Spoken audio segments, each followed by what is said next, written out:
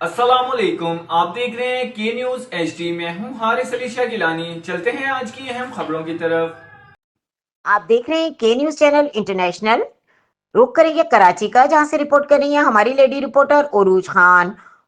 پاکستان تحریک انصاف ضلع کورنگی کے صدر خان زمان ایڈوکیٹ، جنرل سیکرٹری حارث میو ایڈوکیٹ اور اراکین کابینہ کی جانب سے اسلامو فوبیا کے عالمی دن کے حوالے سے امت مسلمہ کی عظیم لیڈر سابق وزیر اعظم عمران خان کو سلام تحسین پیش کرتے ہیں۔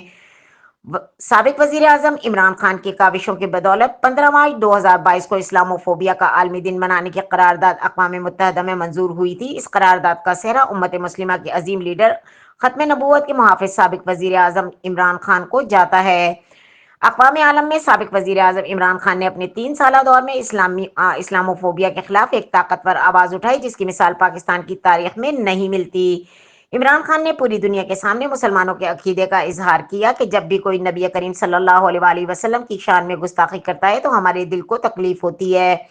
عمران خان نے دنیا کے سامنے اسلام کا بہترین چہرہ اور اسلام کے حقیقی تشخص کو اجاگر کیا۔ اس عظیم کارنامے پر پوری قوم سابق وزیر اعظم امت مسلمہ کے عظیم لیڈر عمران خان کو خراج تحسین پیش کرتی ہے۔